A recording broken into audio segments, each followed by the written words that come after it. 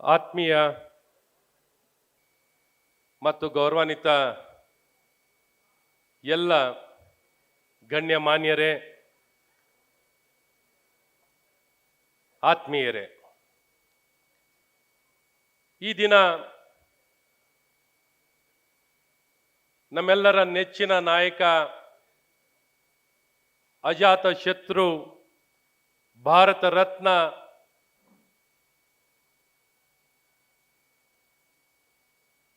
ಹಾಗೂ ಮಾಜಿ ಪ್ರಧಾನಮಂತ್ರಿಗಳಾಗಿದ್ದಂಥ ಅಟಲ್ ಬಿಹಾರಿ ವಾಜಪೇಯಿ ಅವರ ಜನ್ಮದಿನವನ್ನ ಏನೊಂದು ಸುಶಾಸನ ದಿನವಾಗಿ 2014ರಿಂದ ನಾವು ಭಾರತದಲ್ಲಿ ಭಾರತ ಸರ್ಕಾರ ಅಧಿಕೃತವಾಗಿ ಘೋಷಣೆಯನ್ನು ಮಾಡಿ ನಾವು ಆಚರಣೆಯನ್ನು ಮಾಡ್ತಾ ಇದ್ದೀವಿ. ಹಾಗಾಗಿ ಈ ಸಂದರ್ಭದಲ್ಲಿ ನೆರೆದಿರುವಂಥ ಎಲ್ಲ ಗಣ್ಯಮಾನ್ಯರಿಗೂ, ನಾಡಿನ ಸಮಸ್ತ ಜನತೆಗೂ ಅಟಲ್ ಬಿಹಾರಿ ವಾಜಪೇಯಿ ಜನ್ಮದಿನ ಮತ್ತು ಸುಶಾಸನ ದಿನದ ಅಂಗವಾಗಿ ಮೊದಲನೇದಾಗಿ ತಮಗೆಲ್ಲ ಹೃದಯಪೂರ್ವಕವಾಗಿ ಶುಭಾಶಯಗಳನ್ನು ಕೋರುತ್ತೇನೆ.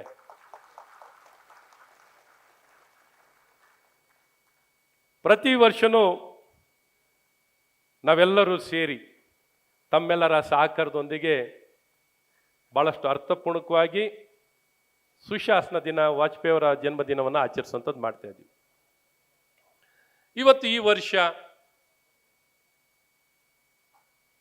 ಇನ್ನೂ ಅರ್ಥಪೂರ್ಣಕವಾಗಿ ನಡಿಬೇಕು ಅನ್ನೋಂಥ ದೃಷ್ಟಿಯಲ್ಲಿ ಶಿಕ್ಷಣದಲ್ಲಿ ಸುಶಾಸನ ಅನ್ನುವಂಥ ಒಂದು ಕ್ಷೇತ್ರ, ಶಿಕ್ಷಣ ಕ್ಷೇತ್ರವನ್ನು ಆಯ್ಕೆಯನ್ನು ಮಾಡಿಕೊಂಡು ಶಿಕ್ಷಣದಲ್ಲಿ ಸುಶಾಸನ ಈ ದಿಕ್ಕಿನಲ್ಲಿ ಇವತ್ತಿನ ಈ ಕಾರ್ಯಕ್ರಮವನ್ನು ಆಯೋಜನೆ ಮಾಡುವಂಥದ್ದು ನಾಡಪ್ರಭು ಕೆಂಪೇಗೌಡ ಪ್ರತಿಷ್ಠಾನದ ವತಿಯಿಂದ ನಡೆದಿದೆ. ಈಗಾಗಲೇ ಈ ದಿಕ್ಕಿನಲ್ಲಿ ಮಧ್ಯಾಹ್ನ ಕಾರ್ಯಕ್ರಮ ಪ್ರಾರಂಭ ಆಗಿದೆ. ಸದ್ಗುರು ಮಧುಸೂದನ್ ಸಾಯಿ ಸ್ವಾಮಿಗಳು ಬಂದು ಉದ್ಘಾಟನೆ ಮಾಡಿಕೊಟ್ರು. ಮಾಡಿದ ನಂತರ ಪ್ಯಾನಲ್ ಡಿಸ್ಕಷನ್ ನಡೆದಿದೆ. ಎಲ್ಲ ನಮ್ಮ ರಾಜ್ಯದ, ಇಡೀ ದೇಶದ ಪ್ರತಿಷ್ಠಿತ ಶಿಕ್ಷಣ ಕ್ಷೇತ್ರದಲ್ಲಿ ಅಪಾರ ಕೊಡುಗೆ ಕೊಟ್ಟಂಥ ಮಹನೀಯರು ಅವರೆಲ್ಲರೂ ಬಂದು, ಶಿಕ್ಷಕರು, ಉಪನ್ಯಾಸಕರು, ಪ್ರಾಧ್ಯಾಪಕರು ಎಲ್ಲರೂ ಭಾಗವಹಿಸಿ ಒಂದು ಪ್ರಸ್ತುತವಾಗಿರುವಂಥ 3 ವಿಚಾರಗಳನ್ನು ಬಗ್ಗೆ ಚರ್ಚೆ ನಡೀತು. ಸಮಾಲೋಚನೆ, ಪ್ಯಾನಲ್ ಡಿಸ್ಕಷನ್ ನಡೆದಿರುವಂಥದ್ದಿದೆ. ಇನ್ನೊಂದು ಮುಖ್ಯ ಘಟ್ಟ ಇವತ್ತು ಪ್ರತಿಭಾ ಏನೊಂದು ಅಟಲ್ ಪುರಸ್ಕಾರವನ್ನು ಮಾಡುವಂಥದ್ದಾಗಬೇಕು. ಶಿಕ್ಷಣ ಕ್ಷೇತ್ರದಲ್ಲಿ ಅಪಾರ ಕೊಡುಗೆ ಕೊಟ್ಟಿರುವಂಥ ವ್ಯಕ್ತಿಗಳನ್ನು ಗುರುತಿಸಿ ಅಟಲ್ ಪುರಸ್ಕಾರವನ್ನು ಕೊಡಬೇಕು ಅಂತ ನಿಶ್ಚಯವನ್ನು ಮಾಡಿ ಆ ದಿಕ್ಕಿನಲ್ಲಿ ಪ್ರತಿಷ್ಠಿತ ವ್ಯಕ್ತಿಗಳನ್ನು 3 ಜನನ ಆಯ್ಕೆ ಮಾಡುವಂಥದ್ದಾಗಿದೆ. ಹಾಗಾಗಿ ಈ ಕಾರ್ಯಕ್ರಮಕ್ಕೆ ನಮ್ಮ ನಾಡಿನಲ್ಲಿ ಅತಿ ಉತ್ತಮ ಕೊಡುಗೆಯನ್ನು ಅವರ ಒಂದು ಅಧಿಕಾರ ಅವಧಿಯಲ್ಲಿ ಮತ್ತು ಶಿಕ್ಷಣದ ಬಗ್ಗೆ ಕಾಳಜಿಯನ್ನು ಇಟ್ಕೊಂಡು ಆ ದಿಕ್ಕಿನಲ್ಲಿ ಅವರೆಲ್ಲ ಏನೆಲ್ಲ ಪ್ರಯತ್ನವನ್ನು ಮಾಡಿದ್ದಾರೆ, ಆ ಪ್ರಯತ್ನವನ್ನೆಲ್ಲ ಗಮನಿಸಿ ನಮ್ಮ ನಾಡಿಗೆ ಅವರ ಕೊಡುಗೆ ಎಷ್ಟು ಅಪಾರವಾದಂಥ ಕೊಡುಗೆ ಕೊಟ್ಟಿರುವಂಥದ್ದಿದೆ. ಅಂತ ಕೊಡುಗೆ ಕೊಟ್ಟಿದ್ದಂಥ ಸಾಲಿನಲ್ಲಿ ನಮ್ಮೆಲ್ಲರ ನೆಚ್ಚಿನ ನಾಯಕರು, ಕೇಂದ್ರ ಸಚಿವರು, ಮಾಜಿ ಮುಖ್ಯಮಂತ್ರಿಗಳು, ಅವರು ಮುಖ್ಯಮಂತ್ರಿಗಳಾದಂಥ ಕಾಲದಲ್ಲಿ ಬಹಳಷ್ಟು ಶಿಕ್ಷಣದಲ್ಲಿ ಸುಧಾರಣೆಯನ್ನಾಗಲಿಕ್ಕೆ ಮುಖ್ಯ ಕಾರಣಕರ್ತರಾಗಿರುವಂಥ ಕುಮಾರಣ್ಣನವರೇ ಇವತ್ತು ಈ ಕಾರ್ಯಕ್ರಮವನ್ನು ಉದ್ಘಾಟನೆಯನ್ನು ಮಾಡಬೇಕು, ಪ್ರಶಸ್ತಿ ಪ್ರದಾನವನ್ನು ಮಾಡಬೇಕು ಅಂತ ಎಲ್ಲರ ಅಭಿಪ್ರಾಯವಾಗಿತ್ತು. ಹಾಗಾಗಿ ಅವರ ಒಂದು ಅವಧಿಯಲ್ಲಿ ನಮ್ಮ ಸರ್ಕಾರಿ ಶಾಲೆಗಳು ಎಷ್ಟೊಂದು ಕಡೆ ನಮ್ಗೆ ಅಡ್ಮಿಷನ್ ಶಾಲೆಗೆ ಸೇರೋರೇ ಬಹಳ ಕಮ್ಮಿ ಆಗ್ತಿದ್ರು. ಅಲ್ಲೂ ಒಂದು ಇಂಗ್ಲಿಷ್ ಮೀಡಿಯಮನ್ನು ಪ್ರಾರಂಭ ಮಾಡಬೇಕು. ಇಂಗ್ಲಿಷ್ ಮೀಡಿಯಂ ಪ್ರಾರಂಭ ಮಾಡೋ ಮೂಲಕ ನಮ್ಮೆಲ್ಲ ವಂಚಿತ ಮಕ್ಕಳಿಗೆ ಇಂಗ್ಲಿಷ್ ಮಾಧ್ಯಮದಲ್ಲಿ ಕಲಿಯುವಂಥ ಅವಕಾಶವನ್ನು ಮಾಡಿಕೊಡ್ಬೇಕು ಅಂತ ಒಂದು ದೃಢ ನಿರ್ಧಾರ ತಗೊಳ್ಳೋದಾಗ್ಲಿ, ಅಥವಾ ಒಂದು ಕರ್ನಾಟಕ ಪಬ್ಲಿಕ್ ಸ್ಕೂಲ್ಗಳನ್ನು ಪ್ರಾರಂಭವನ್ನು ಮಾಡಲಿಕ್ಕಾಗಲಿ, ಈ ರೀತಿ ಹಲವಾರು ಪದವಿ ಪೂರ್ವ, ಹೈಸ್ಕೂಲು, ಪ್ರಾಥಮಿಕ ಶಾಲೆಗಳು, 100 ಸಾವಿರಾರು ಶಾಲೆಗಳಿಗೆ ಸರ್ಕಾರದಲ್ಲಿ ಅನುಮತಿ ಕೊಡುವಂಥದ್ದಾಗಲಿ, ವಿಶ್ವವಿದ್ಯಾನಿಲಯಗಳನ್ನು ಸ್ಥಾಪನೆ ಮಾಡೋದಾಗಲಿ, ಫಸ್ಟ್ ಗ್ರೇಡ್ ಕಾಲೇಜುಗಳನ್ನ ಸ್ಥಾಪನೆ ಮಾಡೋ, ಈ ರೀತಿ ವೈದ್ಯಕೀಯ ಶಾಲೆ, ಇಂಜಿನಿಯರಿಂಗ್ ಹಲವಾರು ಕ್ರಮಗಳನ್ನು ವಹಿಸಿ ವಿದ್ಯಾಕ್ಷೇತ್ರಕ್ಕೆ ಅಪಾರ ಕೊಡುಗೆಯನ್ನು ಕೊಟ್ಟಿರುವಂಥ ನಾಯಕರೇ ನಿಮ್ಮೆಲ್ಲರ ನೆಚ್ಚಿನ ನಾಯಕರಾದಂಥ ಕುಮಾರಣ್ಣನವರಿಗೆ ನಿಮ್ಮೆಲ್ಲರ ಪರವಾಗಿ ಹೃದಯಪೂರ್ವಕವಾಗಿ ಸ್ವಾಗತವನ್ನು ಬಯಸ್ತೇನೆ. ನಮ್ಮ ಮಂಡ್ಯ ಚಾಮರಾಜ್ ಅವರು ಕುಮಾರಣ್ಣನವರಿಗೆ ಗೌರವವನ್ನು ಸಲ್ಲಿಸಬೇಕು ಅಂತ ಕೇಳ್ಕೊತೀನಿ. ಅಡ್ಡ ಬರಬೇಡಿ, ಸೈಡ್.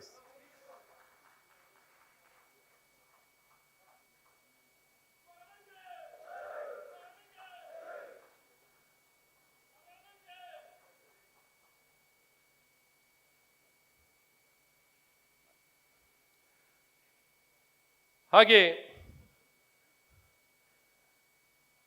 ಮಾಜಿ ಮುಖ್ಯಮಂತ್ರಿಗಳು, ಹಾಲಿ ಲೋಕಸಭಾ ಸದಸ್ಯರು ಆದಂಥ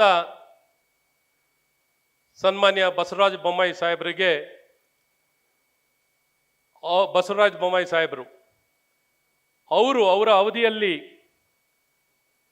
ಹಲವಾರು ಸುಧಾರಣೆಗಳು, ನನಗೆ ಸೌಭಾಗ್ಯ ಅವರ ಅಡಿಯಲ್ಲಿ ಒಬ್ಬ ಮಂತ್ರಿಯಾಗಿ ಕೆಲಸ ಮಾಡೋಂಥ ಸೌಭಾಗ್ಯ ನನ್ನದಾಗಿತ್ತು. ಅವರೇ ಸ್ವತಃ ಇಂಜಿನಿಯರ್ ಆಗಿ ಕೆಲಸ ಮಾಡಿದಂಥವ್ರು, ಒಂದು ಪ್ರತಿಷ್ಠಿತವಾದಂಥ ಕಂಪ್ನಿಗಳಲ್ಲಿ ಕೆಲಸ ಮಾಡಿದಂಥವ್ರು, ಮತ್ತು ಮ್ಯಾನುಫ್ಯಾಕ್ಚರಿಂಗ್ ಸೆಕ್ಟರ್ನಲ್ಲಿ ಸ್ವತಃ ಅವ್ರದೇ ಒಂದು ಉದ್ಯಮ ಇಟ್ಕೊಂಡಂಥವ್ರು. ಹಲವಾರು ವಿಚಾರದಲ್ಲಿ ಅವರಿಗೆ ಒಂದಿಷ್ಟು ವಿಚಾರ ಅವ್ರ ಗಮನಕ್ಕೆ ತಂದರೆ ಸಾಕು, ಎಲ್ಲ ವಿಚಾರಗಳನ್ನು ನಾವು ಹೇಳೋರ್ಗಿಂತ 10 ಸ್ಟೆಪ್ ಮುಂದೆ ಇರೋರು. ಅವರ ಒಂದು ಮಂತ್ರಿಮಂಡಲದಲ್ಲಿ ಕೆಲಸ ಮಾಡೋಂಥ ಸೌಭಾಗ್ಯ ನಂದಾಗಿತ್ತು. ಅವರ ಒಂದು ಅವಧಿಯಲ್ಲಿ ಕ್ರಾಂತಿಕಾರಿಯಾದಂಥ ಕೆಲಸಗಳು ನಡೆದಿದೆ. ಆದರೆ ಶಿಕ್ಷಣ ಕ್ಷೇತ್ರದಲ್ಲಿ ಏನು ಅಂದರೆ ಕೆಲಸ ಮಾಡ್ತಿದ್ದಾಗ ಅದ್ರ ಬಗ್ಗೆ ಗಮನ ವಹಿಸೋದು ಭಾಳ ಕಮ್ಮಿನೇ ಆಗುತ್ತೆ. ಆದರೆ ಶಿಕ್ಷಣನೇ ನಮಗೆ ಆಧಾರ, ಶಿಕ್ಷಣನೇ ನಮ್ಮ ಭವಿಷ್ಯ, ಶಿಕ್ಷಣನೇ ನಮಗೆ ಸಮಾನತೆ ಕೊಡೋದು, ಶಿಕ್ಷಣವೇ ಸದೃಢವಾದಂಥ ಸಮಾಜ ಕಟ್ಟಲಿಕ್ಕೆ ಸಾಧ್ಯವಾಗಿರ್ತದೆ. ಆದರೆ ಅದ್ರ ಬಗ್ಗೆ ಹೆಚ್ಚು ಗಮನ ವಹಿಸುವಂಥದ್ದು ಭಾಳ ಕಮ್ಮಿ ಆಗಿರುತ್ತೆ. ಈಗ ಬಸವರಾಜ ಬೊಮ್ಮಾಯಿ ಅವ್ರ ಕಾಲದಲ್ಲಿ ಹೇಳಬೇಕು ಅಂದರೆ ನ್ಯಾಷನಲ್ ಎಜುಕೇಷನ್ ಪಾಲಿಸಿ ಅನುಷ್ಠಾನವನ್ನು ಮಾಡಬೇಕಾರೆ ಹಿಂದೆ ನೋಡಲಿಲ್ಲ, ಮಾಡೋಣ, ಏನು ಯೋಚನೆ ಮಾಡಬೇಡ, ಮುಂದೆ ಹೆಜ್ಜೆಡು, ನಾವು ನಿರ್ಧಾರ ತಗೊಂಡಿದ್ದೀವಿ, ಅದನ್ನು ಅನುಷ್ಠಾನವನ್ನು ಕರ್ನಾಟಕದಲ್ಲಿ 21ರಿಂದ ಅನುಷ್ಠಾನವನ್ನು ಮಾಡೋಣ ಅಂತ ನಿರ್ಧಾರವನ್ನು ತಗೊಂಡಂಥ ಅಪ್ರತಿಮ ನಾಯಕ. ಇಡೀ ದೇಶದಲ್ಲೇ ಮೊದಲನೇ ರಾಷ್ಟ್ರೀಯ ಶಿಕ್ಷಣ ನೀತಿಯನ್ನು ಅನುಷ್ಠಾನ ಮಾಡಿದ್ದ ಮೊದಲ ರಾಜ್ಯವಾಗಿದ್ರೆ ಅದು ನಮ್ಮ ಕರ್ನಾಟಕ ರಾಜ್ಯ ಸನ್ಮಾನ್ಯ ಬಸವರಾಜ ಬೊಮ್ಮಾಯಿ ಅವರ ಒಂದು ನಾಯಕತ್ವದಲ್ಲಿ. ಅದನ್ನೇ ಆಗಲಿ, ಕರ್ನಾಟಕ ಲರ್ನಿಂಗ್ ಮ್ಯಾನೇಜ್ಮೆಂಟ್ ಸಿಸ್ಟಮ್ ಅಂತ ಸ್ಮಾರ್ಟ್ ಕ್ಲಾಸ್ ರೂಮ್ ಮಾಡೋದೇ ಆಗಲಿ, ಯೂನಿಫೈಡ್ ಡೇಟಾ, ವರ್ಲ್ಡ್ ಎಜುಕೇಷನ್ ಫೋರಮ್ನಲ್ಲಿ ವರ್ಲ್ಡಲ್ಲಿ ಬೆಸ್ಟ್ ಪ್ರಾಕ್ಟೀಸಸ್ ಇದ್ದು ಲರ್ನಿಂಗ್ ಮ್ಯಾನೇಜ್ಮೆಂಟ್ ಸಿಸ್ಟಮ್ ಮತ್ತು ಯೂನಿಫೈಡ್ ಡೇಟಾದಲ್ಲಿ ಏನು ಅಂದರೆ ಇವತ್ತು ಡಿಜಿಟಲ್ ಕನೆಕ್ಟಿವಿಟಿ ಅಂತ ಏನು ಮಾತಾಡ್ತೀವಲ್ಲ, ಡಿಜಿಟಲ್ ಎಲ್ಲ ಮಾಹಿತಿಗಳನ್ನು ಕಲೆ ಹಾಕುವಂಥದ್ದು, ಸರಳವಾಗಿ ಸುಲಭವಾಗಿ ಬೃಹತ್ಕಾರವಾಗಿರುವಂಥ ವ್ಯವಸ್ಥೆಯನ್ನು ಸರಳವಾಗಿ ಸುಲಭವಾಗಿ ನಿರ್ವಹಣೆಯನ್ನು ಮಾಡಿ ಕನಿಷ್ಠ ಮೊತ್ತದಲ್ಲೇ ಬಡ್ಜೆಟ್ನಲ್ಲಿ ಏನು ಕುಮಾರಣ್ಣ ನಾವು ರಿಕ್ವೆಸ್ಟ್ ಮಾಡಿದಾಗ ಒಂದು 13 ಯೂನಿವರ್ಸಿಟಿ ನಮ್ಮ ಕರ್ನಾಟಕ ರಾಜ್ಯದಲ್ಲಿ ಮಾಡಬೇಕು ಅಂದಾಗ ಹಿಂದೇನೂ ನೋಡಲಿಲ್ಲ, ತಕ್ಷಣ ಒಪ್ಪಿ ನಮ್ಮ ರಾಜ್ಯದಲ್ಲಿ 25ಕ್ಕಿಂತ ಹೆಚ್ಚು ಯೂನಿವರ್ಸಿಟಿ ಪ್ರಾರಂಭವನ್ನು ಮಾಡಲಿಕ್ಕೆ, 12 ಖಾಸಗಿನಲ್ಲಿ 13 ಸರ್ಕಾರದಲ್ಲಿ ಪ್ರಾರಂಭವನ್ನು ಮಾಡಲಿಕ್ಕೆ ನಿರ್ಣಾಯಕವಾದಂಥ ನಾಯಕತ್ವವನ್ನು ತಗೊಂಡವರು ಬಸವರಾಜ ಬೊಮ್ಮಾಯಿ ಅವರು. ಇವತ್ತು ನೀವು ನಂಬ್ತಿರೋ ಬಿಡ್ತೀರಾ, ಯೂನಿವರ್ಸಿಟಿಗಳಿಗೆ ಸರ್ಕಾರದ ಹಣ ಇಲ್ಲದೇ ನಿರ್ವಹಣೆಯನ್ನು ಮಾಡ್ತಿದ್ದಾರೆ ಸಿಂಪಲ್ ಮಾಡೆಲ್ನಲ್ಲಿ. ಇವತ್ತು ಎಷ್ಟೋ ಹಳೆ ಯೂನಿವರ್ಸಿಟಿಗಳು ಆ ಒಂದು ಭಾರದಲ್ಲಿ ಮುಳುಗ್ತಿದ್ದಾವೆ. ಯಾಕೆ ನಿರ್ವಹಣೆ ಮಾಡೋದ್ರಲ್ಲಿ ಮಾಡೆಲ್ನಲ್ಲಿ ಸಿಬ್ಬಂದಿಗಳು ಮತ್ತೊಂದು ಹೇರಳವಾಗಿರುವಂಥದ್ದು ಒಂದು ಕಡೆ. ಹಾಗಾಗಿ ಒಂದು ಪ್ಲಾಟ್ಫಾರ್ಮ್ ಚೆನ್ನಾಗಿದ್ರೆ, ಒಂದು ಸೂಕ್ತವಾದಂಥ ಒಂದು ಟೆಕ್ನಾಲಜಿನ ಬಳಕೆ ಮಾಡಿದ್ರೆ ಹೇಗೆ ನಿರ್ವಹಣೆಯನ್ನು ಮಾಡಲಿಕ್ಕೆ ಸಾಧ್ಯವಿದೆ ಅಂತ ಇಂಥ ಹಲವಾರು ನಿರ್ಧಾರಗಳು ಹೇಳ್ತಾ ಹೋಗ್ಬೇಕಂದ್ರೆ KITT ಅವ್ರು ಇಂಜಿನಿಯರ್ ಆಗಿದ್ದರಿಂದ ಕರ್ನಾಟಕ IIT ಮಾಡೆಲ್ ಅಂತ ಮಾಡಬೇಕು ಅಂತ ಹೊಟ್ಟಿದ್ರು. ಕರ್ನಾಟಕ IIT ಮಾಡೆಲ್ ಅದನ್ನು ಘೋಷಣೆಯನ್ನು ಮಾಡಿದ್ರು, ಅನುಷ್ಠಾನವನ್ನು ಮಾಡಿದ್ರು, ಮುಂದಕ್ಕೆ ತೊಗೊಂಡೋದು. ಮತ್ತು C20 ಅಂತ ಪಾಲಿಟೆಕ್ನಿಕ್ ಎಜುಕೇಷನ್ ಏನು ಅಂದರೆ ಅದ್ರ ಬಗ್ಗೆ ಆಸಕ್ತಿ ತಗೊಂಡು ಸೇರೋರು ಕಮ್ಮಿ ಆಗ್ಬಿಟ್ಟಿರು 50%ಗಿಂತ. ನಾವೇನು ಬದಲಾವಣೆ ತಂದು ಆ ಬದಲಾವಣೆ ತಂದ ನಂತರ 100%, 100%ಗಿಂತ ಹೆಚ್ಚು ಅಡ್ಮಿಷನ್ನು ನಮ್ಮ ಪಾಲಿಟೆಕ್ನಿಕ್ ಕಾಲೇಜ್ನಲ್ಲಿ ಆಗ್ತಿತ್ತು. 80,000ಗಿಂತ ಹೆಚ್ಚು ಅಡ್ಮಿಷನ್ ಒಂದು ಪಾಲಿಟೆಕ್ನಿಕಲ್ ವರ್ಷಕ್ಕಿದೆ. ಟೆಕ್ನಿಕಲ್ ಎಜುಕೇಷನಲ್ಲಿ IIT, ಇವನ್ನೆಲ್ಲ ನೋಡಿದಾಗ 3 ಲಕ್ಷದವರೆಗೂ ಅಡ್ಮಿಷನ್ ನಮ್ಮ ಕರ್ನಾಟಕ ರಾಜ್ಯದಲ್ಲಿದೆ. ಈ ರೀತಿ ಅವಕ್ಕೆ ಸಬಲೀಕರಣವನ್ನು ಮಾಡಬೇಕಿತ್ತು, ಶಕ್ತಿನ ತುಂಬಬೇಕಿತ್ತು. ಹೇಳ್ತಾ ಹೋದ್ರೆ ತುಂಬ ಕೆಲಸಗಳಿರ್ತವೆ. ಯಾಕೆಂದರೆ ಅವ್ರ ಅಡಿಯಲ್ಲಿ ನಾನು ಅವ್ರ ಸಚಿವ ಸಂಪುಟದಲ್ಲಿ ಒಬ್ಬ ಸಚಿವನಾಗಿ ಕೆಲಸ ಮಾಡಿದ್ರಿಂದ ಈ ಎಲ್ಲ ವಿಚಾರಗಳನ್ನ ಹೇಳ್ಬೋದು. ಇಂಟಗ್ರೇಷನ್ ಹೇಗೆ ಮಾಡಬೇಕು, ಇವತ್ತು ನಾವೆಲ್ಲ ಸೇರಿರೋ ಉದ್ದೇಶ ಏನು, ಒಂದು ಶಿಕ್ಷಣದಲ್ಲಿ ಸುಧಾರಣೆ ತರಬೇಕು, ಶಿಕ್ಷಣಕ್ಕೆ ಶಕ್ತಿನ ತುಂಬಬೇಕು. ನಾವೆಲ್ಲ ನಂಬೋವಂಥ ಒಂದು ಕ್ಷೇತ್ರ, ನಮ್ಮ ನಾಡು ಚೆನ್ನಾಗಿ ಆಗಬೇಕು ಅಂದರೆ ಶಿಕ್ಷಣಕ್ಕೆ ಆದ್ಯತೆ ಕೊಡಬೇಕು. ಹಾಗಾಗಿ ಇವತ್ತು ಈ ವಿಚಾರವನ್ನು ಇಟ್ಕೊಂಡು ನಾವು ಈ ಸಭೆ ಸೇರುವಂಥದ್ದಾಗಿದೆ, ಈ ಕಾರ್ಯಕ್ರಮ ಮಾಡ್ತಿರುವಂಥದ್ದಿದೆ. ಹಾಗಾಗಿ ಬಲವಾಗಿ ನಂಬಿ ಈ ದಿಕ್ಕಲ್ಲಿ ನಾವು ಹೆಜ್ಜೆಗಳನ್ನು ಇಡಬೇಕು. ಈ ಹೆಜ್ಜೆಗಳನ್ನು ಇಟ್ಟಂಥ ವ್ಯಕ್ತಿಗಳನ್ನು ಕರೆಸಿ, ಯಾಕೆಂದ್ರೆ ಇವತ್ತು ಸಮಾಜದಲ್ಲಿ ನಾವು ಈ ಕಾರ್ಯಕ್ರಮ ಮಾಡಿದಾಗ ಇನ್ಯಾರು ಅತಿಥಿಗಳು ಕರಿಬೋದಿತ್ತು. ಆದರೆ ಬೇರೆ ಎಲ್ಲ ಅತಿಥಿಗಳಿಗಿಂತ ನಾನು ಕಂಡ ಹಾಗೆ ಬೇರೆ ಇತರರು ಎಲ್ಲ ಕಂಡ ಹಾಗೆ ಈ ಕಾರ್ಯಕ್ರಮಕ್ಕೆ ಸೂಕ್ತವಾದಂಥ ವ್ಯಕ್ತಿಗಳು ಯಾರು ಅಂದರೆ ಕೇಂದ್ರ ಸಚಿವರು ಕುಮಾರಣ್ಣನವರು, ಮಾಜಿ ಮುಖ್ಯಮಂತ್ರಿ ಆದಂತಹ ಬಸವರಾಜ ಬೊಮ್ಮಾಯಿ ಅವರು. ಇವರು ನಮಗೆ ಮುಂದಿನ ಹೆಜ್ಜೆನಲ್ಲಿ ದಿಕ್ಸೂಚಿನ ಕೊಡಬೇಕು, ನಾಯಕತ್ವವನ್ನು ಕೊಡಬೇಕು. ಕರ್ನಾಟಕದಲ್ಲಿ ಯಾವುದೇ ನಮ್ಮ ನಾಡಿನ ಮಕ್ಕಳಿಗೆ ಗುಣಮಟ್ಟ ಮತ್ತು ಪರಿಪೂರ್ಣ ಶಿಕ್ಷಣ ಪಡೆಯೋದ್ರಲ್ಲಿ ವಂಚಿತರಾಗಿರಬಾರ್ದು. ಓದೋದು ಮಕ್ಕಳು, ಆದರೆ ಅವರಿಗೆ ಕೊಡುವಂಥ ವ್ಯವಸ್ಥೆನಲ್ಲಿ ಅನ್ಯಾಯ ಆಗಬಾರ್ದು ಅಂತ ದೃಷ್ಟಿಯಲ್ಲಿ ಇಂಥ ನಾಯಕರುಗಳನ್ನ ಕರೆಸಿ ಇವತ್ತಿನ ಈ ಕಾರ್ಯಕ್ರಮ ನಡೆಸ್ಕೊಳ್ಳಿಕ್ಕೆ ನಾವು ಕರೆದಾಗ ತಕ್ಷಣ ಒಪ್ಪಿ ಅವ್ರು ಬಿಡುವಿಲ್ಲದ ಸಮಯದಲ್ಲೂ ಬಿಡುವನ್ನು ಮಾಡಿಕೊಂಡು ನಮ್ಮ ಈ ಕಾರ್ಯಕ್ರಮಕ್ಕೆ ಬಂದಿರುವಂಥ ಇಬ್ಬರು ಜನನಾಯಕರಿಗೆ ಮತ್ತೊಮ್ಮೆ ನಾನು ಹೃದಯಪೂರ್ವಕವಾಗಿ ಸ್ವಾಗತವನ್ನು ಬಯಸ್ತಾ, ಹಾಗೆ ನಮ್ಮ ಬಸವರಾಜ ಬೊಮ್ಮಾಯಿ ಸಾಹೇಬರಿಗೆ ಗೌರವವನ್ನು ಸಲ್ಲಿಸಬೇಕು, ಅವರಿಗೆ ಸ್ವಾಗತವನ್ನು ಬಯಸಬೇಕು ಅಂತ ಕೇಳ್ಕೊತೀನಿ.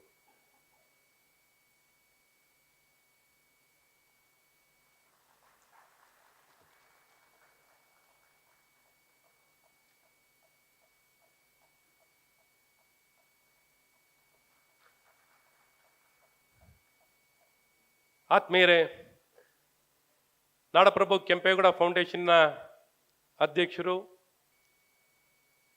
ಸಾಹಿತಿಗಳು ಮತ್ತು ಹಾಸ್ಯ ಕಲಾವಿದರು, ಸಾಂಸ್ಕೃತಿಕ ರಾಯಭಾರಿಗಳು, ನಾಡು ಕಟ್ಟುವಂಥ ಪ್ರಯತ್ನದಲ್ಲಿ ಸತತವಾಗಿ ದುಡಿತಿರುವಂಥ ವ್ಯಕ್ತಿನೇ ಪ್ರೊಫೆಸರ್ ಕೃಷ್ಣೇಗೌಡರು, ನಾಡಪ್ರಭು ಕೆಂಪೇಗೌಡ ಫೌಂಡೇಶನ್ನಿನ ಅಧ್ಯಕ್ಷರು. ಅವ್ರಿಗೂ ಸಹ ಈ ಒಂದು ವೇದಿಕೆಗೆ ಸ್ವಾಗತಿಸುತ್ತಾ ಸುಬ್ರಹ್ಮಣ್ಯವರು ಅವರಿಗೆ ಗೌರವವನ್ನು ಸಲ್ಲಿಸಬೇಕು ಅಂತ ಕೇಳ್ಕೊತೀನಿ. ಹಾಗೆ ಈ ದಿನದ ಕಾರ್ಯಕ್ರಮದ ಸನ್ಮಾನಿತರು, ಅವ್ರನ್ನ ಸುದೀರ್ಘವಾಗಿ ಪರಿಚಯಿಸುವಂಥ ಕೆಲಸಗಳು ನಡೆಯುತ್ತೆ. ಆದರೆ ಆ 3 ವ್ಯಕ್ತಿಗಳನ್ನು ನಾನು ಸ್ವಾಗತವನ್ನು ಬಯಸಲಿಕ್ಕೆ ಇಷ್ಟಪಡ್ತೀನಿ. ಪ್ರಥಮವಾಗಿ ಸ್ವಾತಂತ್ರ್ಯ ಪೂರ್ವದಲ್ಲೇ ಸ್ವಾಮಿ ವಿವೇಕಾನಂದರ ಒಂದು ಸೂಚನೆಯಂತೆ 3 ಜನ ದಿಗ್ಗಜರು ಸ್ವಾಮಿ ವಿವೇಕಾನಂದರ ಸಲಹೆಯಂತೆ ನಮ್ಮ ದೇಶದಲ್ಲಿ ವೈಜ್ಞಾನಿಕವಾಗಿ ಒಂದು ಉನ್ನತ ಶಿಕ್ಷಣ ಸಂಸ್ಥೆಗಳನ್ನು ಸ್ಥಾಪನೆಯನ್ನು ಮಾಡಬೇಕು.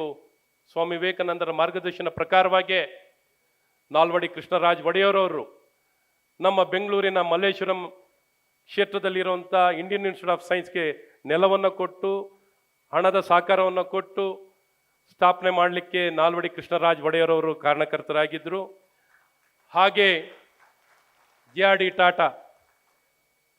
ಟಾಟಾ ಅವರು ಈ ಸಂಸ್ಥೆಗೆ ಬೇಕಾಗಿರುವಂಥ ಎಲ್ಲ ಸಂಪನ್ಮೂಲಗಳನ್ನು ಅದನ್ನು ನಡೆಸಲಿಕ್ಕೆ, ನಿರ್ವಹಣೆ ಮಾಡಲಿಕ್ಕೆ, ಸ್ಥಾಪನೆ ಮಾಡಲಿಕ್ಕೆ ಬೇಕಾಗಿರೋ ಸಂಪೂರ್ಣ ಬೆಂಬಲ, ಆರ್ಥಿಕ ಎಲ್ಲ ರೀತಿ ಸಹಾಯ ಬೆಂಬಲವನ್ನು ಕೊಟ್ಟು ಸ್ಥಾಪನೆ ಆಗಲಿಕ್ಕೆ ಈ 3 ದಿಗ್ಗಜರು ಮಹಾತ್ಮರು ಕಾರಣಕರ್ತರಾಗಿದ್ದಾರೆ.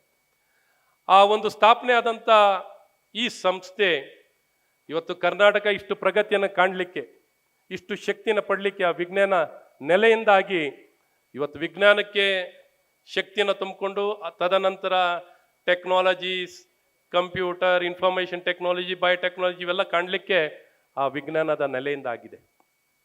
ಹಾಗಾಗಿ ಒಂದು ಸಂಸ್ಥೆ ಹೇಗೆ ನಮ್ಮ ನಾಡಿಗೆ, ಇಡೀ ದೇಶಕ್ಕೆ ಶಕ್ತಿ ತುಂಬಿದೆ ಅನ್ನೋದಕ್ಕೆ ಉದಾಹರಣೆನೇ ಇಂಡಿಯನ್ ಇನ್ಸ್ಟಿಟ್ಯೂಟ್ ಆಫ್ ಸೈನ್ಸ್. ಇಂಥ ಸೈನ್ಸ್ನ ನಿರ್ದೇಶಕರು ಇವರು ಪ್ರೊಫೆಸರ್, ಮ್ಯಾಥಮೆಟಿಕ್ಸ್ ಪ್ರೊಫೆಸರ್ ಕೂಡ, ಮತ್ತು ಆ ಸಂಸ್ಥೆ ನಿರ್ದೇಶಕರು. ಅಷ್ಟಕ್ಕೆ ಮಾತ್ರ ಸೀಮಿತ ಆಗಲಿಲ್ಲ. ಇವರು ಇವರು ಬೇಸಿಕಲಿ ಮ್ಯಾಥಮೆಟಿಕ್ಸ್ ಪ್ರೊಫೆಸರ್. ಇವರು ಹೊಸದಾಗಿ ಒಂದು ಮೆಡಿಕಲ್ ಸ್ಕೂಲನ್ನು ಪ್ರಾರಂಭ ಮಾಡ್ತಾರೆ.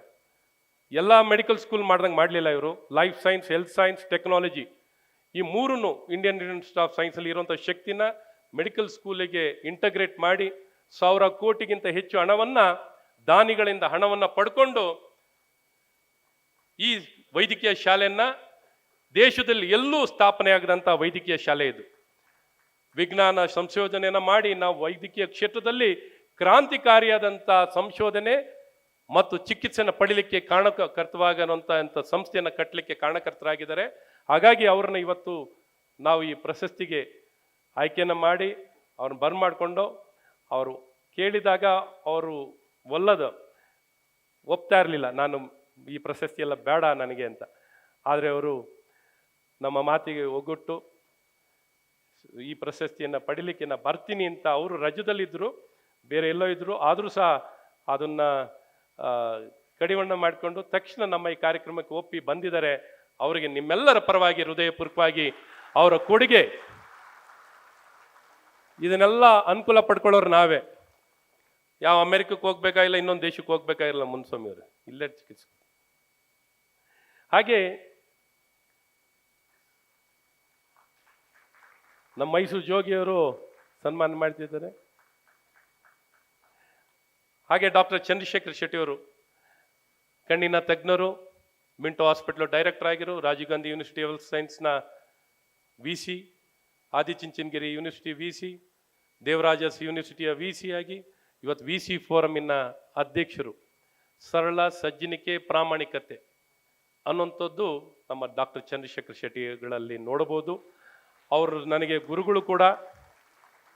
ನನಗೆ ತುಂಬ ಸಲ ಮಾರ್ಗದರ್ಶನವನ್ನು ಮಾಡಿ ಬುದ್ಧಿವಾದವನ್ನು ಹೇಳಿರುವಂಥ ವ್ಯಕ್ತಿನೇ ಡಾಕ್ಟರ್ ಚಂದ್ರಶೇಖರ್ ಶೆಟ್ಟಿಯವರು.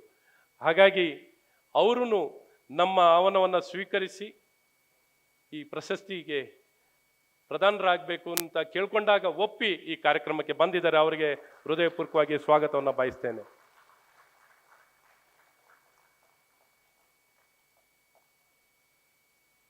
ಮಂಜಣ್ಣರೇ ಸನ್ಮಾನ ಮಾಡಿ. ಹಾಗೆ ಡಾಕ್ಟರ್ ನಾಗರಾಜ್ ಅವರು ಬೇಸ್ ಸಂಸ್ಥೆಯನ್ನು ಸ್ಥಾಪನೆಯನ್ನು ಮಾಡಿ, ಅವರೇ ಸ್ವತಃ ಶಿಕ್ಷಕರು. ಬೇಸ್ ಸಂಸ್ಥೆಯನ್ನು ಸ್ಥಾಪನೆ ಮಾಡಿ ನಮ್ಮ ರಾಜ್ಯದವರು JEEನಲ್ಲಿ ವಿರಳವಾಗಿ ಜನ ಆಯ್ಕೆ ಆಗ್ತಿದ್ರು ಅಲ್ವ ಗೋಪಾಲಣ್ಣ? ನಿಮ್ಮ ಕ್ಷೇತ್ರದಲ್ಲೇ ಇದ್ದಿದ್ದು ಬೇಸ್ ಸಂಸ್ಥೆ. ವಿರಳವಾಗಿ JEE ಬರೀ ನಮ್ಮ ಕರ್ನಾಟಕ ಗಡಿ ಬಿಟ್ಟು ಯಾರು ಆಚೆನೆ ಹೋಗಲ್ಲ. ಏನಿದ್ರು ಕರ್ನಾಟಕ ಗಡಿಯಲ್ಲೇ ಇರ್ಬೇಕು, ಕರ್ನಾಟಕದವ್ರಿಗೆ ಗಡಿನೇ ದಾಟಲ್ಲ ಅಂತಾರೆ. ಸೊ ಅಂಥ ಪರಿಸ್ಥಿತಿಯಲ್ಲಿ ರಾಷ್ಟ್ರ ಮಟ್ಟದ ಪ್ರತಿಷ್ಠಿತವಾದಂಥ ಸಂಸ್ಥೆಗಳಲ್ಲಿ ನಾವು ಆಯ್ಕೆಯಾಗೋದು ಬಹಳ ಮುಖ್ಯ. ಒಂದು ಜ್ಞಾನ, ಒಂದು ಉತ್ತಮ ಒಂದು ಗುಣಮಟ್ಟದ ಜ್ಞಾನವನ್ನು ಅಥವಾ ಪ್ರಸ್ತುತವಾದಂಥ ಜ್ಞಾನ ನಾವು ಪಡ್ಕೊಂಡ್ರೆ ಏನನ್ನು ಬೇಕಾದ್ರೂ ಸಾಧಿಸ್ಬೋದು. IIT ಅಂತ ಸಂಸ್ಥೆ, IIM ಅಂತ ಸಂಸ್ಥೆಗಳು ಅದ್ಭುತವಾಗಿ ತರಬೇತಿಯನ್ನು ಕೊಡ್ತಾರೆ. ಅಂಥ ಸಂಸ್ಥೆಗಳು ಆಯ್ಕೆ ಆಗಬೇಕು ಅನ್ನೋ ದೃಷ್ಟಿಯಲ್ಲಿ ಬೇಸ್ ಸಂಸ್ಥೆಗಳನ್ನು ಸ್ಥಾಪನೆ ಮಾಡಿದ್ರು. ಅದು ಮಾಡೋ ಮೂಲಕ 100 ಜನಕ್ಕೆ ಸಹಾಯವನ್ನು ಆಗಿದೆ. ಅದಲ್ಲದೆ ಬಡವ್ರ ಮಕ್ಕಳು, ಪರಿಶಿಷ್ಟ ಜಾತಿ ಪಂಗಡಕ್ಕೆ ಸೇರಿದಂಥ ಮಕ್ಕಳನ್ನ ಏನೊಂದು ಬಿಹಾರ್ನಲ್ಲಿ ಸೂಪರ್ 30 ಸ್ಕೀಮ್ನಲ್ಲಿ ಏನು ಮಾಡ್ತಿರೋ ಅದೇ ರೀತಿ ರಾಷ್ಟ್ರೋತ್ಥಾನ ಜೊತೆಯಲ್ಲಿ ಸೇರಿ 30 ಮಕ್ಕಳಿಗೆ ಪ್ರತಿ ವರ್ಷ ಆಯ್ಕೆಯನ್ನು ಮಾಡಿ ಅವ್ರಿಗೆ ತರಬೇತಿಯನ್ನು ಕೊಡಿಸಿ IIT ಮತ್ತು IIT ಸಂಸ್ಥೆಗಳಲ್ಲಿ ಆಯ್ಕೆ ಆಗಲಿಕ್ಕೆ ತರಬೇತಿಯನ್ನು ಕೊಟ್ಟು ₹1 ದುಡ್ಡಿಲ್ಲದೆ ತರಬೇತಿಯನ್ನು ಕೊಟ್ಟಿದ್ದಾರೆ. ಇಷ್ಟು ಮಾತ್ರ ಅಲ್ಲ, ಪ್ರಯೋಗ ಅಂತ ಸಂಸ್ಥೆಯನ್ನು, ವಿಜ್ಞಾನ ಸಂಸ್ಥೆಯನ್ನು ಸ್ಥಾಪನೆ ಮಾಡ್ತಾರೆ. ಅವರ ಜೀವನದ ಎಲ್ಲ ಸಂಪಾದನೆಯನ್ನು ಈ ಕೇಂದ್ರ ಸ್ಥಾಪನೆ ಮಾಡಲಿಕ್ಕೆ, ನಿರ್ವಹಣೆಯನ್ನು ಮಾಡಲಿಕ್ಕೆ ದುಡ್ಡನ್ನು ಕೊಟ್ಟು ನಿರ್ವಹಣೆಯನ್ನು ಮಾಡ್ತಿದ್ದಾರೆ. ಈ ಮೂಲಕ ರಾಜ್ಯದಲ್ಲಿ ಎಲ್ಲೆಲ್ಲಿ ಶಾಲೆಗಳಲ್ಲಿ ವಿಜ್ಞಾನ ಪ್ರಯೋಗಾಲಯ ಇಲ್ಲ, ಅಲ್ಲೆಲ್ಲ ವರ್ಚುವಲ್ ಮೂಲಕ, ಫಿಸಿಕಲ್ ಮೂಲಕ ಬನ್ನಿ ಶಿವತ್ ಮಾಡಿ ಆ ಅನುಕೂಲತೆಯನ್ನು ಪಡೀಲಿಕ್ಕೆ ಕಾರಣಕರ್ತರಾಗಿದ್ದಾರೆ. ಅವರಿಗೆ ನಿಮ್ಮೆಲ್ಲರ ಪರವಾಗಿ ಹೃದಯಪೂರ್ವಕವಾಗಿ ನಾನು ಸ್ವಾಗತವನ್ನು ಬಯಸ್ತೇನೆ.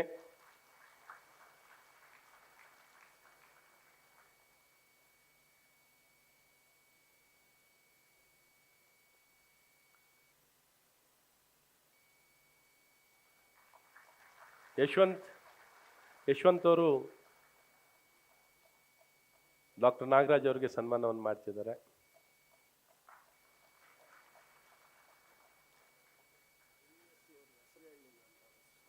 ಗೋವಿಂದ ರಂಗರಾಜ್. ನಾನು ಎಲ್ಲ ಪರಿಚಯ ಮಾಡಿದೆ, ಅವ್ರ ಹೆಸರು ಅಂತ ಒಂದು ಹೇಳಲಿಲ್ವಂತೆ. ಪ್ರೊಫೆಸರ್ ಡಾಕ್ಟರ್ ಗೋವಿಂದ ರಂಗರಾಜನ್ ಅವರು ನಮ್ಮ ಇಂಡಿಯನ್ ಇನ್ಸ್ಟಿಟ್ಯೂಟ್ ಆಫ್ ಸೈನ್ಸ್ನ ನಮ್ಮ ಪ್ರಶಸ್ತಿ ಪ್ರದಾನಕ್ಕೆ ಆಯ್ಕೆ ಆಗಿರುವಂಥ ಗಣ್ಯರು.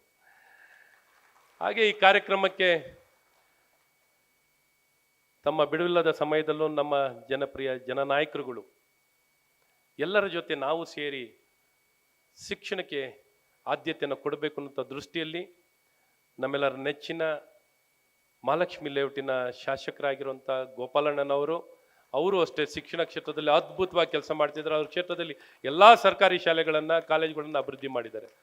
ಹಾಗೆ ನಮ್ಮ ಸನ್ಮಾನ್ಯ ಮುನ್ರತ್ನವರು, ಅವರು ಅಷ್ಟೇ ಅವರು ರಾಜರಾಜೇಶ್ವರಿ ಕ್ಷೇತ್ರದಲ್ಲಿ ಇರುವಂಥ ಎಲ್ಲ ಶಾಲೆ ಕಾಲೇಜುಗಳಿಗೆ ಅದ್ಭುತವಾಗಿ ಅಭಿವೃದ್ಧಿಯನ್ನು ಮಾಡಿದ್ದಾರೆ. ಅವರ ಉಪಸ್ಥಿತಿಯನ್ನು ಗೌರವಿಸಿ, ಹಾಗೆ ನಮ್ಮ ಮುಖ್ಯ ಸಚೇತಕರಾಗಿರುವಂಥ ರವಿಕುಮಾರ್ ಸರ್ ಅವರು, ಅವರ ಉಪಸ್ಥಿತಿ, ಅವರು ಶಿಕ್ಷಣ ಕ್ಷೇತ್ರದಲ್ಲೇ ವಿದ್ಯಾರ್ಥಿ ನಾಯಕರಾಗಿ ಹೋರಾಟ ಮಾಡ್ಕೊಂಡು ಬಂದವರೇ ನಮ್ಮ ರವಿಕುಮಾರ್ ಅವರು. ಹಾಗಾಗಿ ಅವರ ಉಪಸ್ಥಿತಿಯನ್ನು ಗೌರವಿಸಿ, ನಮ್ಮ ಮಾಜಿ ಲೋಕಸಭಾ ಸದಸ್ಯರಾಗಿರುವಂಥ ಮುನ್ಸಾಮಣ್ಣನವರಿದ್ದಾರೆ, ಕೋಲಾರಿನ ಮಾಜಿ ಲೋಕಸಭಾ ಸದಸ್ಯರು, ಅವ್ರ ಉಪಸ್ಥಿತಿಯನ್ನು ಗೌರವಿಸಿ, ಹಾಗೆ ನಮ್ಮ ಮೈಸೂರು ಮಡಿಕೇರಿ ಲೋಕಸಭಾ ಕ್ಷೇತ್ರದ ಮಾಜಿ ಲೋಕಸಭಾ ಸದಸ್ಯರಾಗಿರುವಂಥ ಪ್ರತಾಪ್ ಸಿಂಹ ಅವರಿದ್ದಾರೆ. ಹಾಗೆ ನಮ್ಮ ಮಾಗಡಿ ವಿಧಾನಸಭಾ ಕ್ಷೇತ್ರದ ಮಾಜಿ ಶಾಸಕರಾಗಿರುವಂಥ ಮಂಜಣ್ಣನವರಿದ್ದಾರೆ, ಅವ್ರ ಉಪಸ್ಥಿತಿಯನ್ನು ಗೌರವಿಸಿ, ಕೋಲಾರ ಲೋಕಸಭಾ ಕ್ಷೇತ್ರದ ಲೋಕಸಭಾ ಸದಸ್ಯರಾಗಿರುವಂಥ ಮಲ್ಲೇಶಣ್ಣನವರಿದ್ದಾರೆ, ಅವರ ಉಪಸ್ಥಿತಿಯನ್ನು ಗೌರವಿಸಿ, ಹಾಗೆ ನಮ್ಮ ನಿವೃತ್ತ IAS ಅಧಿಕಾರಿಗಳಾದಂಥ ಸನ್ಮಾನ್ಯ ಅನಿಲ್ ಸಾಹೇಬರಿದ್ದಾರೆ, ಅವ್ರ ಉಪಸ್ಥಿತಿಯನ್ನು ಗೌರವಿಸಿ, ನಮ್ಮ ವೆಂಕಟ ಮುನಿಯಪ್ಪಣ್ಣನವರು ಮಾಜಿ ಶಾಸಕರಿದ್ದಾರೆ, ಅವರ ಉಪಸ್ಥಿತಿಯನ್ನು ಗೌರವಿಸಿ, ನಮ್ಮ ತುರುವೇಕೆರೆ ಮಾಜಿ ಶಾಸಕರಾಗಿರೋಂಥ ಅಣ್ಣಯ್ಯಪ್ಪನವರು ಇದ್ದಾರೆ, ಅಣ್ಣಯ್ಯನವರು, ಅವರ ಉಪಸ್ಥಿತಿಯನ್ನು ಗೌರವಿಸಿ, ಹಾಗೆ ನಮ್ಮ ಹರಿಹರ ವಿಧಾನಸಭಾ ಕ್ಷೇತ್ರದ ಶಾಸಕರಾಗಿರುವಂಥ ಹರೀಶಣ್ಣನವರಿದ್ದಾರೆ, ಅವರ ಉಪಸ್ಥಿತಿಯನ್ನು ಗೌರವಿಸಿ, ನಮ್ಮ KR ಕ್ಷೇತ್ರದ ಶಾಸಕರಾಗಿರುವಂಥ ಶ್ರೀವತ್ಸ ಅವರು ಇದ್ದಾರೆ, ಅವರ ಉಪಸ್ಥಿತಿಯನ್ನು ಗೌರವಿಸಿ, ಮಾಜಿ ವಿಧಾನ ಪರಿಷತ್ತಿನ ಸದಸ್ಯರಾಗಿರೋಂಥ ಚೌಡ್ರೆಡ್ಡಿ ಅವರಿದ್ದಾರೆ, ಅವರ ಉಪಸ್ಥಿತಿಯನ್ನು ಗೌರವಿಸಿ, ಆ ಕಡೆ ಇನ್ನೂ ಹೋಗಿಲ್ಲ, ಬೇಲೂರು ನಮ್ಮ ದಣಿಗಳಾಗಿರುವಂಥ ವಿಧಾನಸಭಾ ಕ್ಷೇತ್ರದ ಶಾಸಕರಾಗಿರುವಂಥ HK ಸುರೇಶ್ ಅವರ ಉಪಸ್ಥಿತಿಯನ್ನು ಗೌರವಿಸಿ, ಹಾಗೆ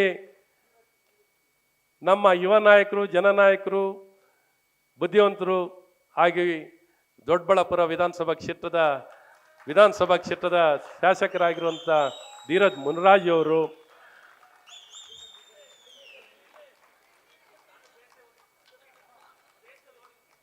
ಬೇಸಲ್ ಓದಿದೆ, ಹೌದು ಅವ್ರ ಹೌದು. ಹಾಗೆ ನಮ್ಮ ಮಹಾರಾಷ್ಟ್ರ ಕೆಡೆರ್ IAS ಅಧಿಕಾರಿ, ಅವ್ರು ನಮ್ಮ ಕರ್ನಾಟಕದಲ್ಲಿ ನಾವು ಕೆಲಸ ಮಾಡ್ತಿರ್ಬೇಕಾದ್ರೆ ನನ್ನ ಜೊತೆಯಲ್ಲಿ ಕೆಲಸ ಮಾಡಿದಂಥವ್ರು ಆದಂಥ ಸನ್ಮಾನ್ಯ ಪ್ರದೀಪ್ ಪ್ರಭಾಕರ್ ಅವರಿದ್ದಾರೆ. ಅವ್ರ ಜೊತೆ ಕೆಲಸ ಮಾಡಿ ಸಾಕಷ್ಟು ಕೆಲಸ ಮಾಡಲಿಕ್ಕೆ ನಮಗೆ ಸಾಧ್ಯವಾಗಿದ್ದು ಪ್ರದೀಪ್ ಪ್ರಭಾಕರ್ ಅಂತ ಅಧಿಕಾರಿಗಳು ನಮಗೆಲ್ಲ ಸಹಕಾರ ಕೊಟ್ಟಿದ್ದರಿಂದ ಅವರ ಉಪಸ್ಥಿತಿಯನ್ನು ಗೌರವಿಸಿ, ನಮ್ಮ ಶ್ರೀವತ್ಸಣ್ಣ ಅವರಿದ್ದಾರೆ, ಅವರ ಉಪಸ್ಥಿತಿಯನ್ನು ಗೌರವಿಸಿ, ಇನ್ನೆಲ್ಲ ನಮ್ಮ ಮಾಜಿ ಶಾಸಕರು, ವಿಧಾನ ಪರಿಷತ್ತಿನ ಸದಸ್ಯರು, ಶಿಕ್ಷಕರ ಕಣ್ಮಣಿಯಾಗಿರುವಂಥ YA ನಾರಾಯಣ ಸ್ವಾಮಿ ಅವರಿದ್ದಾರೆ, ಹಾಗೆ ನಮ್ಮೆಲ್ಲ ಗಣ್ಯಮಾನ್ಯರು ಎಲ್ಲರೂ ಇದ್ದಾರೆ ಅಭ್ಯರ್ಥಿಗಳಾಗಿ ಸ್ಪರ್ಧೆ ಮಾಡಿ. ಇಷ್ಟೆಲ್ಲ ಒತ್ತಡ ಮಾಡಿದ್ರೆ ನಾವು ಕರೆದಾಗ ಎಲ್ಲರೂ ಈ ಕಾರ್ಯಕ್ರಮಕ್ಕೆ ಬಂದು ಒಗ್ಗೂಡಿ ಒಗ್ಗಟ್ಟಿನಿಂದ ಒಂದು ಉದ್ದೇಶಕ್ಕಾಗಿ ಶಿಕ್ಷಣಕ್ಕೆ ಆದ್ಯತೆಯನ್ನು ಕೊಟ್ಟು ಆ ದಿಕ್ಕಲ್ಲಿ ನಮ್ಮ ಹೆಜ್ಜೆಗಳನ್ನು ಇಡಬೇಕು. ಹಲವಾರು ವಿಚಾರ ಇದೆ. ನಾನಿನ್ನು ಸಾಕಷ್ಟು ಈ ಸ್ವಾಗತ ಭಾಷಣದಲ್ಲೇ ತುಂಬ ಟೈಮ್ ತೊಗೊಂಡಿದ್ದೀನಿ. ಅಲ್ಲೇ ನಾರಾಯಣ ಸ್ವಾಮಿ ಅವರು ಅಲ್ಲೇ ವಾರ್ನಿಂಗ್ ಮಾಡ್ತಿದ್ದಾರೆ, ಇದೇನೋ ಹಿಂಗೆ ಇಷ್ಟೊತ್ತು ಮಾತಾಡ್ತಿದ್ಯಾ ಅಂತ ಅಲ್ಲಿಂದ ಸೈನ್ ಕೊಡ್ತಾ ಇದ್ದಾರೆ. ನನ್ನ ಮಾತನ್ನೇ ನಾನು ನಿಲ್ಲಿಸಿ, ಯಾಕೆಂದರೆ ಎಲ್ಲ ರಾಜ್ಯದ ನಾನಾ ಭಾಗದಿಂದ ತಾವೆಲ್ಲರೂ ಬಹಳ ಪ್ರೀತಿಯಿಂದ, ವಿಶ್ವಾಸದಿಂದ, ಸಾಕಷ್ಟು ಅಡಚಣೆಗಳ ಮಧ್ಯದಲ್ಲಿ ಬಹಳ ದೂರದ ಸ್ಥಳಗಳಿಂದ, ಚಾಮರಾಜನಗರದಿಂದ ಹಿಡಿದು ಮೈಸೂರು, ಕೊಡಗು, ತುಮಕೂರು, ಹಾಸನ, ದಾವಣಗೆರೆ, ಚಿತ್ರದುರ್ಗ, ಕೋಲಾರ, ಚಿಕ್ಕಬಳ್ಳಾಪುರ, ಬೆಂಗಳೂರು ಗ್ರಾಮಾಂತರ, ರಾಮನಗರ ಜಿಲ್ಲೆ, ಬೆಂಗಳೂರು, ಮಂಡ್ಯ,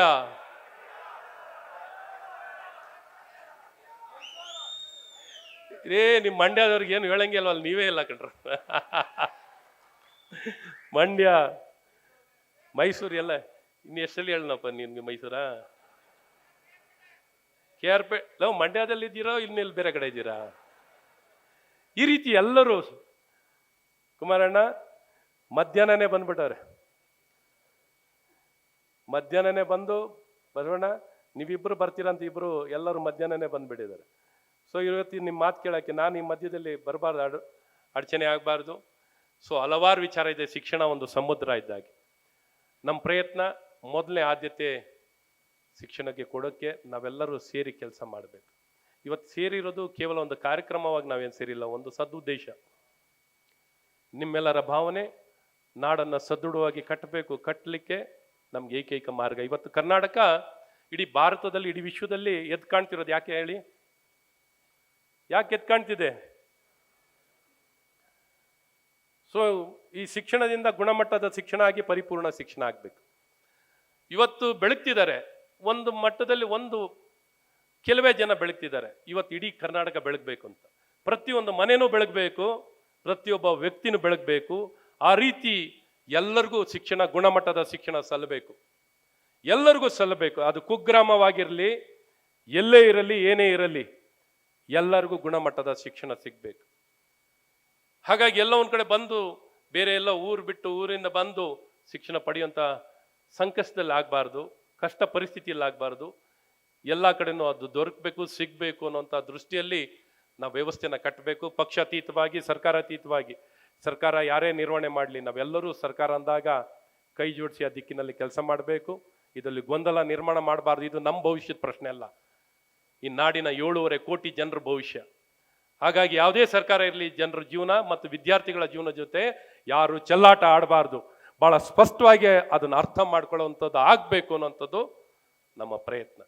ಹಾಗಾಗಿ ನಾವೆಲ್ಲರೂ ಸೇರಿ ಇಷ್ಟು ಪ್ರೀತಿಯಿಂದ ಬಹಳ ದೂರದಿಂದ ಬಂದು ಗಂಟೆಗಟ್ಟಲೆ ಕಾದು ಈ ಕಾರ್ಯಕ್ರಮದಲ್ಲಿ ಭಾಗಿಗಳಾಗಿದ್ದೀರಾ.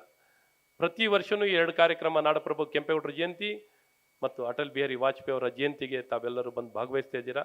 ಹಾಗಾಗಿ ನಿಮ್ಗೆ ಎಷ್ಟು ಕೃತಜ್ಞತೆ ಮತ್ತು ಅಭಿನಂದನೆ ಸಲ್ಲಿಸಲು ಸಾಲಲ್ಲ.